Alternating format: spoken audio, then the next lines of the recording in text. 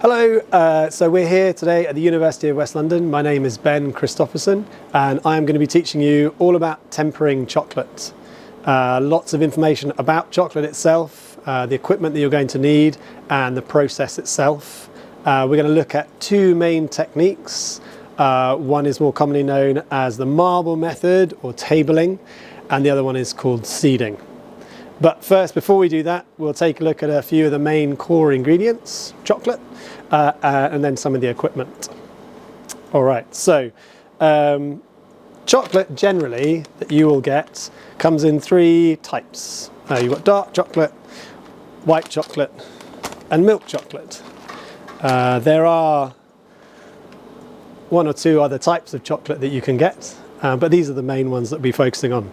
This brand is called Calibao, and it's the brand that I use at the university.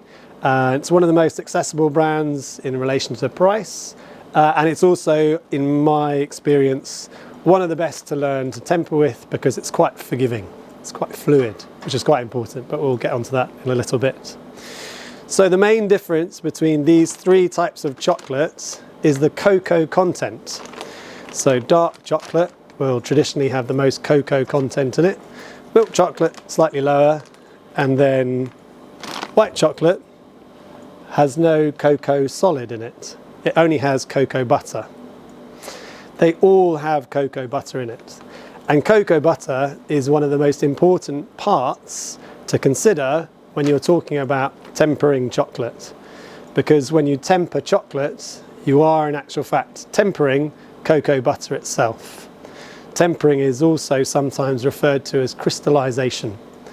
And what you are doing when you temper is you are asking the chocolate, after you've melted it, to reorganize its crystalline structure into nice neat lines. And this process will mean it sets faster, it sets firmer, and it will retract as well from the mold that you're setting it on if you're using a mold. It will have a lovely glossy sheen and it will snap as well. So tempering is a process that we use when we work with chocolate, and 99% of the time when you work with chocolate you are tempering itself. All right, so let's move those out of the way. One last tip about chocolate that you buy from a supplier. There is lots of information on the packaging for chocolate, which is very useful. So I highly recommend that when you get these packets, you take a couple of minutes to familiarize yourself with what exactly you have. And it's got lots of information about where the chocolate has come from, what the makeup of the chocolate is. For example, this one has a cocoa fat percentage 28 of cocoa solids, so that refers to cocoa butter in this white chocolate example. It tells you about the fluidity, so it's got 3 out of 5 fluidity, but most importantly it will also give you some information on the side about tempering itself, and it reminds you about the temperatures of tempering. So if you can't remember, don't worry too much. The best thing to do is, believe it or not look on the internet, but to look on the packaging, because different brands have slightly different temperature ranges, and always use the manufacturer's recommended temperature curve, we call it, in tempering. There are lots of other brands of chocolate. There is a very famous French brand called Valrhona, which has a very large range of different types of chocolates. So does Calibao. The main difference between these two brands, which is important for us as chefs or as students, is the cost. And the cost of Valrhona is slightly higher. And then there's many other different types, the very specific types, which will be similar in price or slightly more expensive. And it's always down to the quality of the chocolate itself, the quality of the cocoa, the process that they've used, the artisan level. But the most important thing is you choose the chocolate that's right for you for the application you're using it for. So today, in this video, we're going to show you how to temper chocolate. And the one I'm going to use today is this one called Calibao 811, which is their dark chocolate, has a medium fluidity, 54.5% cocoa solids, and is very easy to work with, and cost-wise it's average. So it's good for institutions like education and business as well. All right, so tempering is very important, like I said already, because the main aim of tempering is that when you melt the chocolate, you want it to set back to a very firm state so that you can pick it up, it snaps, and you can use it either as a garnish or for a chocolate mold, or for another application. But it's very important, if you want that chocolate to snap and to have a shine and you'll be able to hold it in your hand without it melting, you are going to need to temper it. So for this example today, I'm going to show you, to start off with, tempering on the marble, called tabling or the marble method, and we're going to use dark chocolate. So I'm going to start off by using a bain-marie, and here in the bain-marie I've got my chocolate and I'm just melting it gently. You don't have to melt it super fast. It's always better to melt it a little bit slowly. It's better for the cocoa butter structure to melt slower than extremely fast. So just as a visual aid, you can see that the water is simmering. It doesn't have to be a rapid boil. And the chocolate is melting nice and slowly. You can still see there are some parts of chocolate there. One of the most important piece of equipment you're going to need for tempering is a digital thermometer. Okay, I prefer the digital thermometer where I can put the thermometer on the table, I can use the cord and I can put it in somewhere and I can watch the temperature from here. So I can be doing something else and I can see this part here and I can see the temperature. Okay, and that's probably the best piece of equipment, is one of these probes in this state. Okay, so other pieces of equipment you're going to need is a small maurice or spatula, and then for the tempering process, a scraper. This is not a specific chocolate scraper, but the most important thing about it is it's got a nice easy to hold handle and it's slightly flexible, which is very useful for later on for doing garnishes. And the other thing you'll need is a step palette knife. And really, that's more or less what you're going to need. You don't necessarily need a huge amount more equipment than that. Marble is obviously important for this.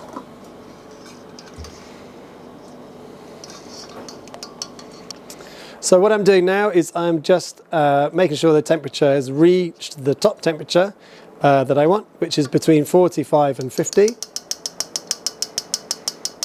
And when it has, my chocolate is now ready to cool down.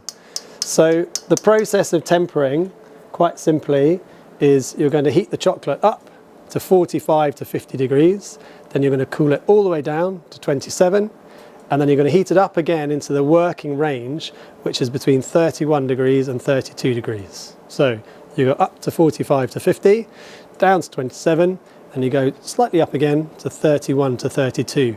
And 31 to 32 is called your working range. And the reason that it's called the working range is that's the temperature that you want to be working with the chocolate. That's when it's most fluid and the easiest to work with, okay? So the big question is, what happens if I go over 32?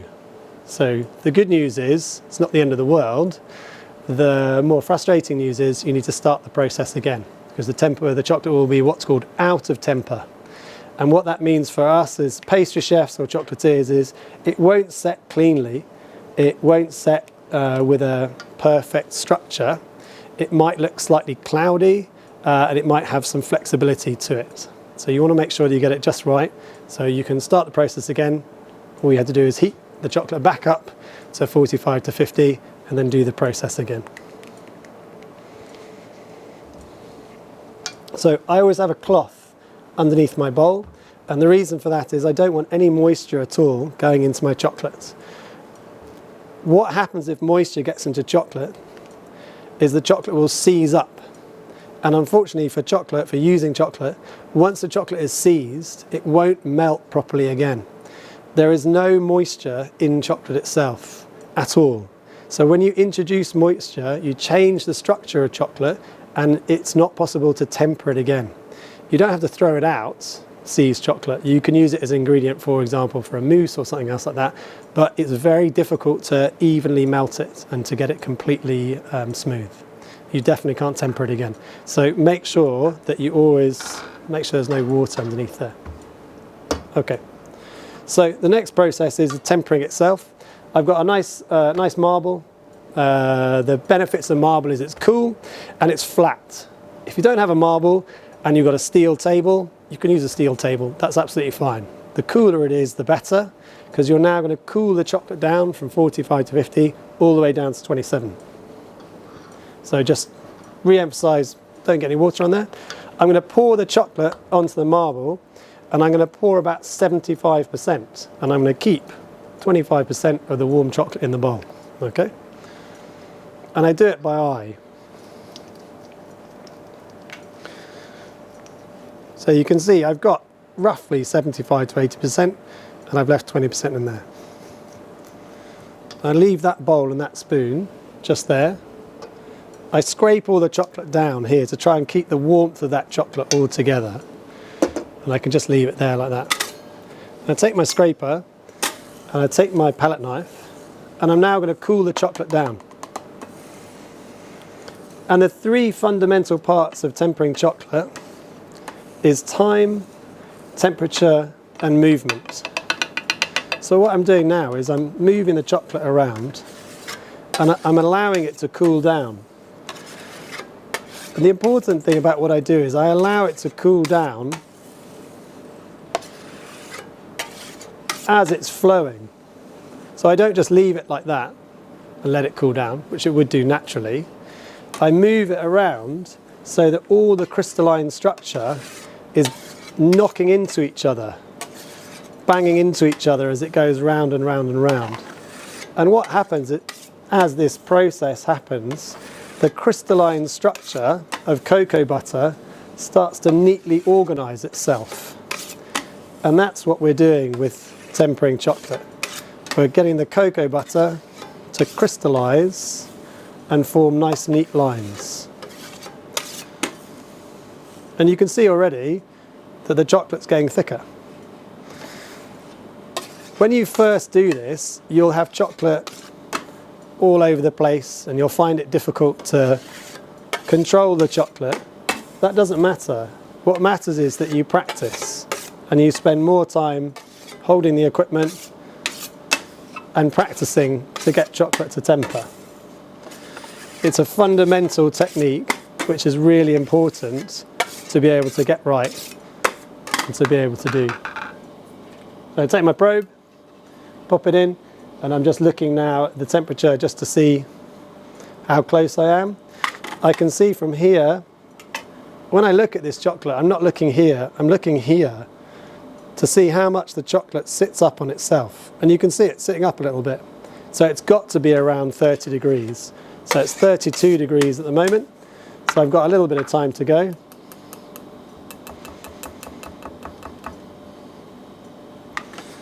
So a little bit more time on the marble. It's a nice sunny day today. It's quite warm. It's about 23 degrees in here, or it was this morning when I started out. So it's a bit warm, but not too warm. 21 would be perfect. Anywhere between 19 to 21 is perfect chocolate temperature. But it is what it is, and you can't change the kitchen, but you can change your technique and improve your technique through practice.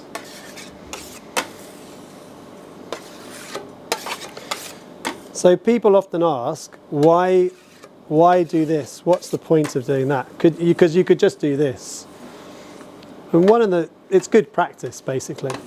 And the main reason is because if you're getting chocolate to crystallise, you want all of the chocolate to crystallise. You don't want 65% of it to crystallise, because the crystalline structure happens by the chocolate banging into itself, the cocoa butter crystals knocking into each other. So if you've got a whole load left up here, this bit here isn't getting any attention. You've got to make sure it all gets attention. And that way, you'll have a lovely well-tempered batch of chocolate.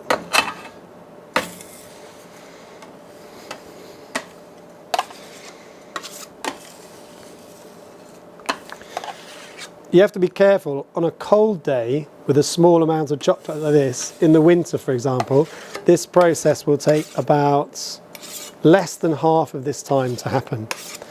And you've got to be a little bit careful that it doesn't get too cold too quickly. It just becomes very difficult to work with. I always try and explain to my students that in a moment where, for example, I'm looking at the temperature and I'm waiting, you don't just have to stand around. You can do a little bit of housekeeping. So, for example, this chocolate here, you can just clean it off your blade, and all this chocolate around here can go back in. And it's not just because I'm being pedantic, it's because I don't want to let it set and then have to clean it up later on. Lots of scrubbing and moving things around and wiping things down. If the chocolate's all here, then there's less cleaning for me to do, one less job to do. Okay, so that's still a bit high. So there's about a degree to go, or a couple of degrees to go. So what I'm going to do is spread that chocolate right out.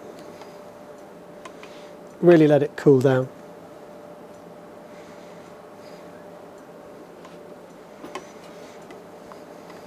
And the reason it's taking a bit longer than it would usually is just because of the warmth of the day. It's June when we're filming, so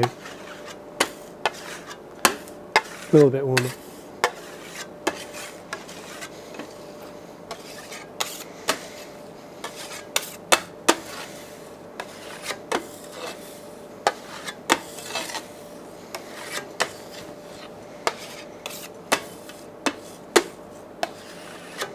So it's on 28 now, so I just got one last degree to go.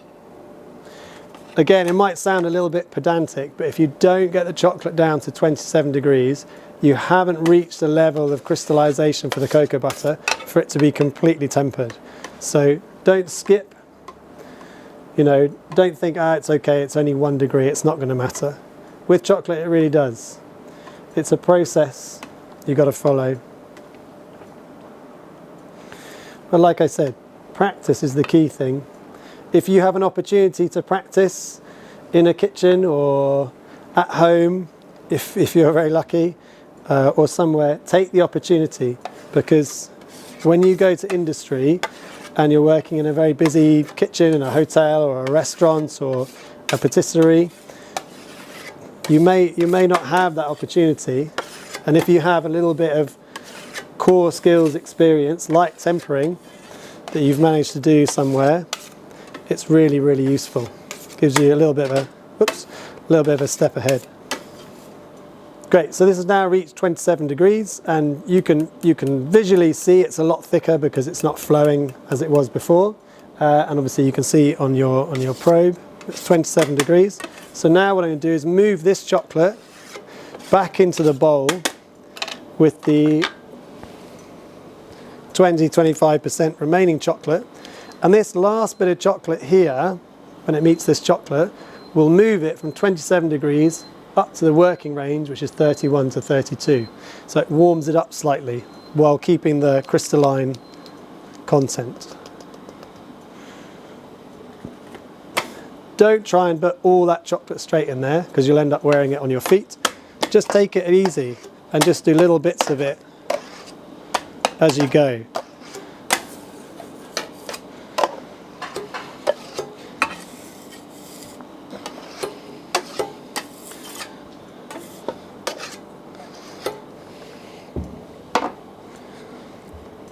Just take a tiny bit of time just to do that.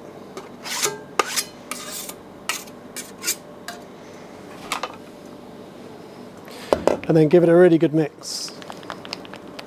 Try not to incorporate air, but give it a good mix. And now, again, you're encouraging all that crystalline chocolate to meet the fluid chocolate, which you've heated up to 45, and it will encourage the remaining warm chocolate to form those nice, neat, crystalline layers of cocoa butter, which will temper the chocolate. So you can see now it's fluid, quite thick. It forms a V shape here. But like I said before, the important thing is it sits up on itself. So that's a really good indicator that your chocolate's at the right texture, the right temperature, and is within temper. So I'll just check my temperature. You can temper chocolate continuously. So for example, this chocolate, I can then use it, allow it to set, and then temper it again, use the chocolate, allow it to set, temper it again, so long as no other bacteria gets involved or any other contamination, cross-contamination. You don't use it with nuts, for example, or any of the other allergens, then it's absolutely fine. And because my marble is clean, I don't have to then worry about going away and washing it. I can use it again for chocolate. So I've reduced a job for myself. So this is now 31 degrees, and I'm absolutely fine with 31 degrees. This is a good temperature to be working. So that is tempering with the table or marble method.